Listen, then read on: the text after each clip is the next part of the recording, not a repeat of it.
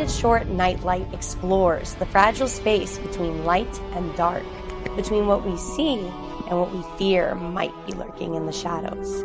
At the center is Eva Hernandez, a young hero in training with a dream to prove she can be a force for good. But there's one problem. She's the daughter of the infamous supervillain, Shadow Spinner.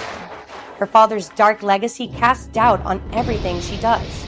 This is how the story of the capstone project Nightlight begins, an animated short film which blends 3D animation with carefully placed 2D impact moments that pay homage to classic superhero comics.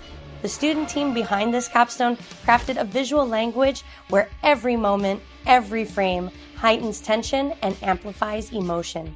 Eva's journey is a dance between fear and courage, past and future, darkness and light. This isn't just a story about heroism. It's about identity, tenacity, and the discipline it takes to rise above expectations and forge your own path. Tonight, we turn on the Nightlight.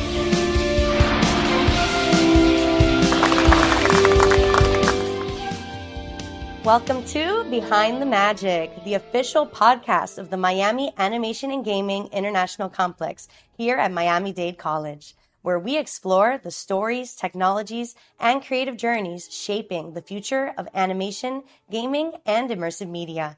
I'm your host, Brenna Werner, and today we're joined by the student production team behind the capstone animated short Nightlight, a project developed through a studio-style production pipeline combining story development, 3D animation, and selective 2D impact frames. Today, we'll talk about the creative vision behind the film, how the team navigated production challenges, and what they learned preparing a professional-level animated short for screening and premiere. Welcome, Kat, to the Behind the Magic podcast. We're so excited to have the director of Nightlight with us today. Thank you. I'm honored to be here. Wonderful. Well, I'm going to jump right into it because I'm super excited to ask you questions about your animated short. What was the original idea that inspired this project? So I don't think it's a secret from anybody who knows me that I'm super into this one animated show called Lego Monkey Kid. And one of the characters is the six-eared macaque, and he has shadow powers. And I really, really like the shadow powers that he uses. So a lot of just the way he uses shadows were directly inspired in both Eva and Shadow Spinner, our hero and antagonist. Wow, I love that you're inspired by other great animated works. Definitely Dr. Facilier from Princess and the Frog also came to my mind as well. I think some others. I have always been into superhero stuff as a kid. My favorite comic period is Hawkeye, the 2012 edition. I love the colors and all of that. My favorite is Spider-Man. I've always loved, when Stan Lee first pitched Spider-Man, they told him, oh, no one will like that. Everyone hates spiders. And, the superhero should be somebody who is like a paragon of men. He shouldn't be like an awkward, nerdy teenager with flaws. But look how that changed. Personally, I think the paragon of men is human disaster Peter Parker, but what do I know? I second that for sure. And Nightlight is going to be the next among these wonderful League of Heroes. Yep. Let me ask next, were there any key turning points where feedback significantly changed the direction of your film? Trying to think. Maybe when we were originally pitching it wasn't exactly anybody's feedback, it was our own thoughts. Ava was originally a shadow clone. And this shadow clone character, she was going to imprint off of her original foster father, Felix. We had that whole character.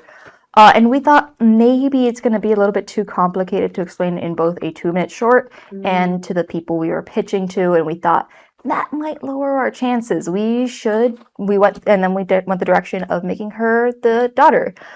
In terms of actual production, there were a few things that had to get changed. Originally, the tryouts were a lot more full. There were going to be students there, but with a 3D production, it's a little bit harder to get that many characters in and modeled, obviously. And also, it took up a little bit too much time. That's also why Felix as a character was cut, because it was going to take up too much time. It would clutter the whole thing. Wow, well, that's really great that you guys were able to kind of adapt and be flexible and make those kind of decisions to prioritize what was most important. I think that, the father-daughter dynamic between Ava and Shadow Spinner ended up being really strong. And I think that, those extra superheroes in the background, while they would have been nice for the set, I feel like they're not as crucial to the story as the relationship between those two. So I think you guys did a great job of knowing what to cut down and what to emphasize. Yeah. Were there any key turning points where feedback significantly, sorry, what themes or emotional experience did you want audiences to take away from your film? I think I remember part of it was like, I thought about Encanto's whole like familial trauma stuff. It's Ava's basically breaking the cycle of her family. Her dad before him, dad blah blah blah. All of them were supervillains, and she doesn't want to be a supervillain. She doesn't want to cause pain and hurt. She wants to break that cycle and be someone new. So that's one of the things we had thought about a lot, that who you come from doesn't determine who you are. And just not judging a book by its cover and not, yeah. Wow, I really love that meaning behind your story. I always felt like, the shadows, right? It kind of represents Ava being in her father's shadow, and then her as Nightlight being the light in the dark, being like this light breaking through that darkness. The shadow part, actually. So, Mikey, who can't be here today, he sends his regards. We miss Mikey and Mikey Bat very much, the other director. So this specific scene is Mikey's baby. He has fought for it the entire way through. There is a scene that Ava is jumping off the building and into Shadow Spinner's shadow. Originally, that scene had her pop back out and beat her father. It was a lot more in your face, but instead, it's still there, but now instead of her beating her father, it made more sense that she helped Shadow Spinner, that she chooses her own destiny by literally getting out of her father's shadow, using it as a portal to her own place. That's a perfect creative choice, because it really speaks to the message of your short, right? If she would have chosen to fight him and defeat him physically, she kind of would have been no better than him, right? So by choosing light and by choosing heroism and by saving Captain Strong, I think that you brought your story full circle. So it also leads into the fact that it's issue 0. So it makes sense that in quote unquote future issues, her dad would still be the major villain. That's another thing I really love, is your homage to comics, right? How you called it issue 0, because that's something that would happen in traditional comic books, for those who don't know out there. So I think that's also really interesting, all the ways that you pay homage to superhero comics, your impact moments, the talk bubbles, all the speech patterns and automatopoeia. That's really, really fun in your short as well.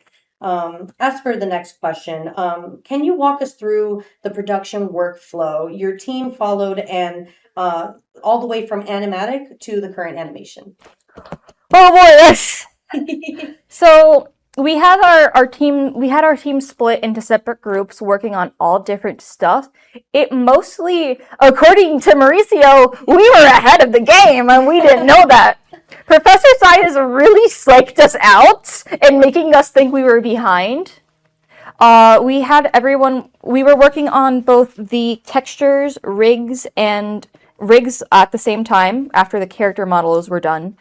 We had a little bit of a delay with the character models. God bless our character modelers, because they got that done in a week, a little bit over a week, and they did a really good job, and I'm very proud of them for that. As for our storyboard and animatic team, a lot of those people ended up starting to work on the 2D aspects of our thing, because we all, all of us, I was one of them, we were all raring to get ready for actual 2D animation, and storyboard was one of okay. So what were the biggest technical challenges in integrating 3D animation with those selective 2D animated scenes? Making it flow. There are some times that we were scared it was going to be awkward. There was this entire period of time that we were thinking of a To Be Hero X, actually, that we wanted to make the entire fight scene 2D. Based on when Ava was winning. So whenever Ava was winning, it was 2D. And then Shadow Spinner punched her out of it, and it went back to 2D one more time, went back to 3D, then back to 2D at the end. That wasn't feasible. Just in terms of, we started animation this semester, it's not going to be feasible to make that much 2D animation in that much time. As much as I personally wanted to do it, if we wanted that much 2D, we would have had to like start really early in last semester, and it was just too much for the whole team to do. So we thought about things how we could implement that 2D more smoothly. Of course, Shadow Spinner's eyes we're gonna make 2D, but also the portals are gonna be a 2D asset, and we have the basically impact frames like wow, pow, pow, blah blah blah, all of that stuff when a character gets hit or it's like a super key moment and you want to get like shocked out of the action.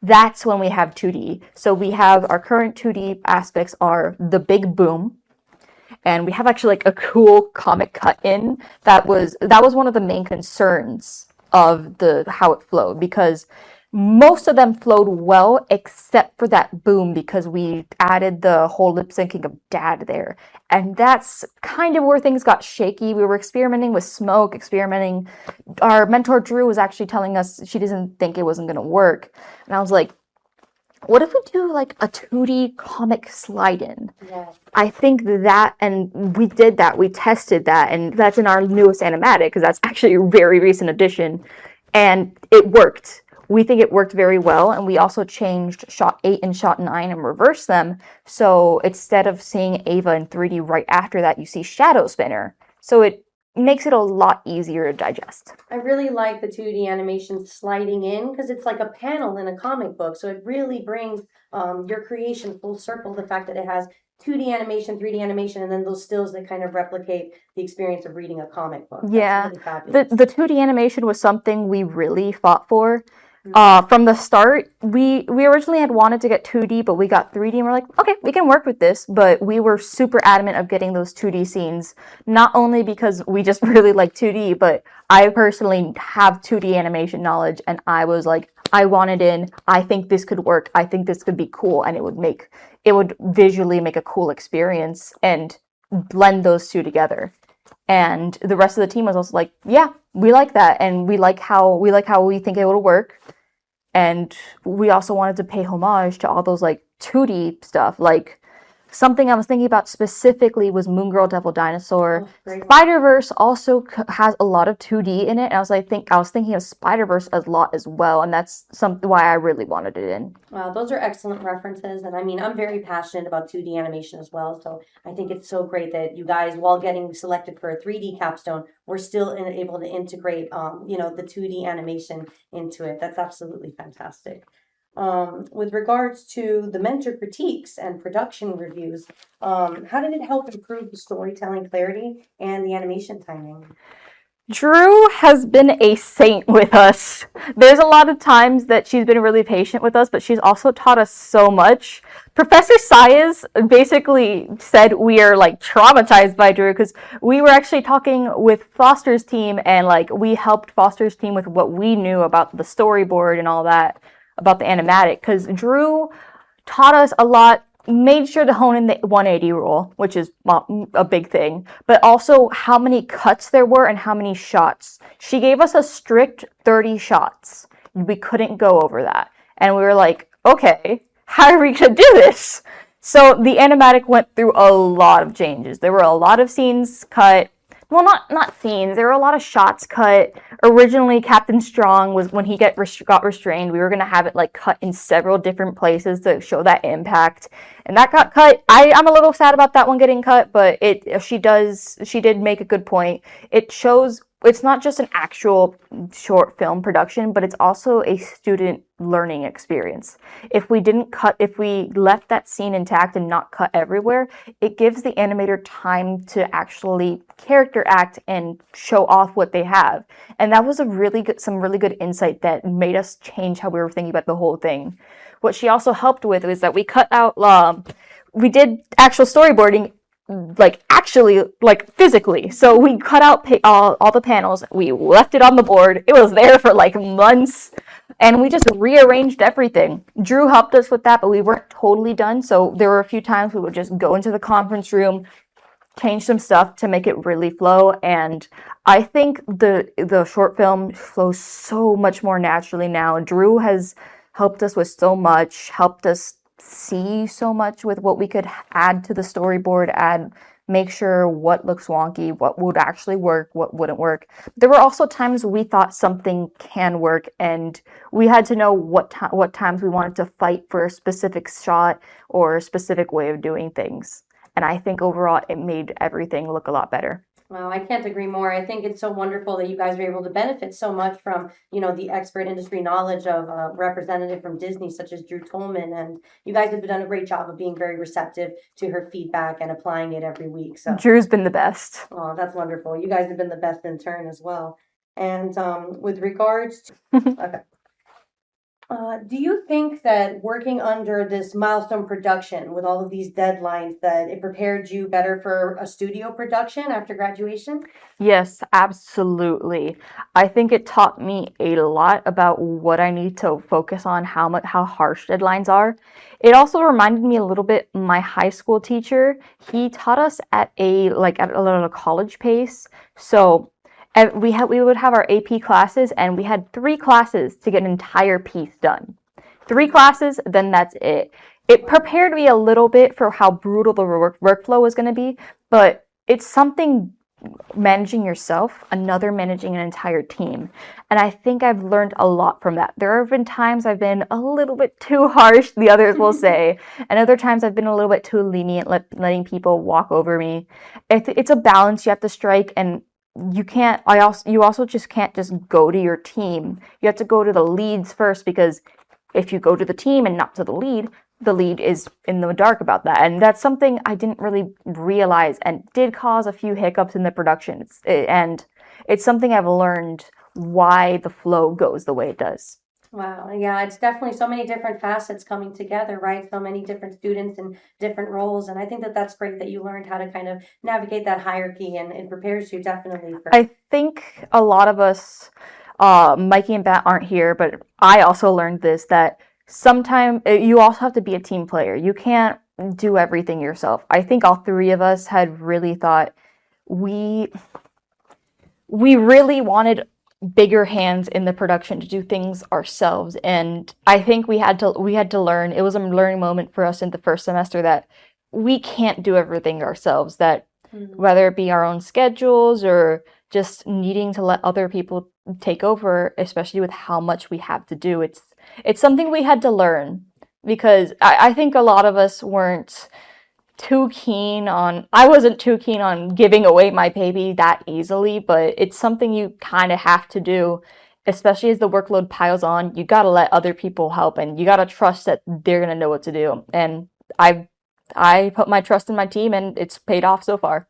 I think that's really mature of you, that you were able to kind of relinquish control a little bit and allow others' creativity and input to also become part of it and shine. It sounds like Drew and your other teammates really contributed to the success of the project. Yeah, shout out to Layla. Shout out to Layla and Layla, Salai, and Blizz for being some of the backbone of everything that's going on. Absolutely. You guys all work so cohesively, and it's honestly inspirational for me as your secretary to witness every day. With regards to the biggest lessons that your team learned throughout this collaboration and communication, what would you say is the main takeaway? Wow, I think I answered that question a little bit too early. Just basically everything I said, having to relinquish control at times, but also learning how to fully manage a team. I know we've had some troubles with the class and how we specifically manage the team, but it's also, we're students as well. And it's something that everyone's had to learn, that we're all students and we're all learning how. There's definitely been some hiccups, like I said, that I would go to the team members directly rather than the leads. And we've learned a lot through that, like how managing is. I never thought managing was easy, but this has taught me just how difficult it is to manage a team and cohesively put it together. There's been a lot of sleepless nights that I'm trying to figure stuff out, and I've gotten a lot of help from the rest of the team. Wow, I feel like the team management was also the biggest, hardest part of production when I did my own capstone. So I certainly relate to everything that you're sharing. Yeah. You guys have done a great job of navigating it together. Thank you. What advice would you give to future Magic students that are starting their capstone animation projects? Ooh. Trying to phrase this in a way that's both funny and not scary. Get a therapist. No, but actually, it's actually really relieving to talk to somebody about everything going on that's like not involved in it, and like letting you step back and like hearing what somebody not in it has to say, and like helping you manage that. People don't realize how big of an effort it is to manage a capstone and how much it takes a toll on you. It has taken a big toll on me. There's some gray hairs in here. But Me too. I would also say, are we talking about just future capstone leaders or pitchers as well? Because I think you got to have a solid idea of what you're doing. There's a lot of things we didn't think about beforehand.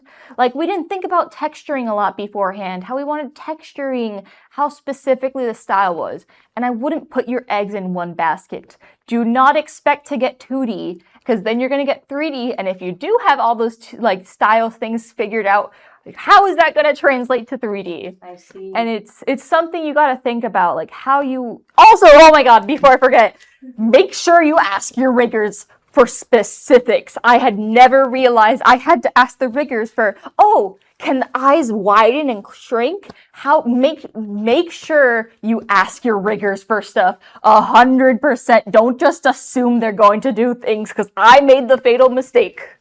Wow, modeling, rigging, texturing, audio effects, art. There's so many different parts to manage in the team. So Yeah. I definitely think that that's some great It does help to have a style guide, like have an in-depth style guide on how you want things done, because then you can show people to get people to refer to that. And if you have that done beforehand, before you actually start doing the capstone, then that takes a lot of work off your hands, because you already have that figured out. You don't have to spend more time getting that done.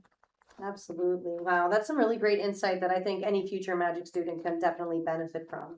I have a couple rapid fire questions for you now. Boy. Okay, so brace yourself. First, one animation skill. Sorry, I'm gonna start it over.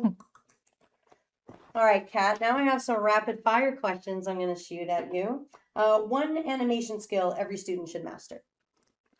Storyboarding. Yes. I'm sorry, I'm a storyboarding OG. I love storyboarding. You will never catch me like dissing storyboarding. That's what I want to go into specifically. Your storyboard was very impressive. Your animatic, it was almost like a finished production, even at the pitch stage. I was actually, really impressed. in my free time, I like to make fan animatics of things that I like, and I just have fun with that. So that's why my parts of the animatic were as polished as they were, because I was like, oh, this is easy. I'll do what I do for fun. I can pump out a 20-second animatic in like, I don't know, 2 hours. Actually, I did that once. I stayed at school early and then left a little bit late, and I had a full animatic done.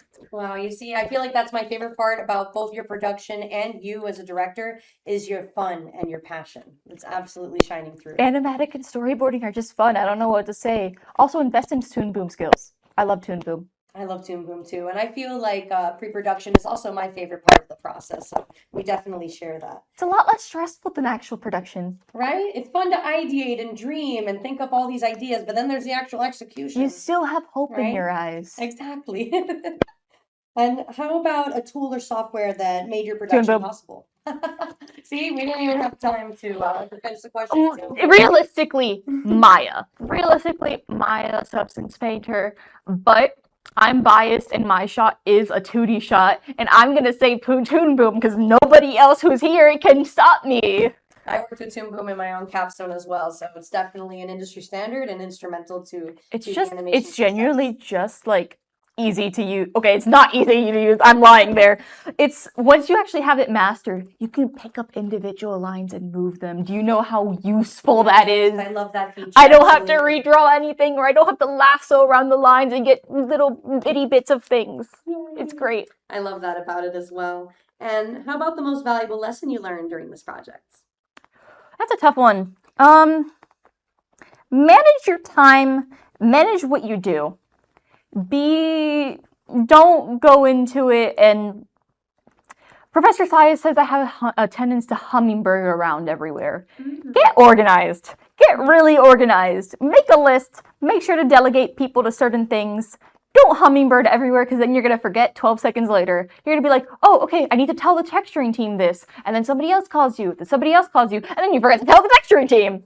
That definitely happens to me too. I can definitely hummingbird as well, but I set alarms, I make schedules, I add things to my calendar, and it really helps me stay focused. It comes with the ADHD territory. Right? I'm with you, Kat. No worries. Maybe that's why some of our production's a little disorganized, because all three of us have ADHD. It's organized chaos, and I'm totally here for it. I actually really love that. And lastly, if you had additional time, what would you expand on or improve in your film? Additional time to produce or additional time in the film? Both.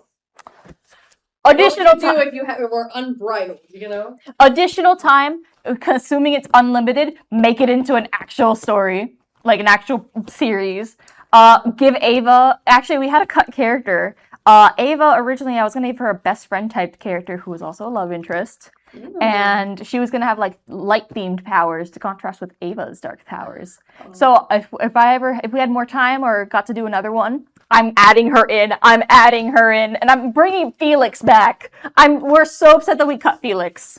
I really relate to that a lot as well, because during my own capstone production, Balanced Breakfast, we had Princess Sweet and Sour and Salty, and I wanted that final flavor, the bitter, right? The coffee, the darkness, the goth girl of the breakfast to be there representing Everything gets better with an emo girl. I know, right? She was almost like everybody's favorite, but of course, with Nickelodeon's guidance and mentorship, I also had to make those tough decisions and cut back. But hopefully, you and I both make our series possible one day, and we'll get the whole cast. If we also had more time, I'd love to do more scenes with one-on-one with Captain Strong and Shadow Spinner and really delve into their dynamic. Spicy. Well, that sounds very exciting and very fun. Kat, it's been an absolute delight interviewing you today. Thank you so much for being here on Behind the Magic. Thank you for inviting me. Thank you to the Nightlight production team for sharing your experience and giving us a behind-the-scenes look at creating a student animated short inside the Magic program. And thank you to everyone listening to Behind the Magic. Be sure to follow the Miami Animation and Gaming International Complex to stay connected with our students, projects, and upcoming episodes. We'll see you next time.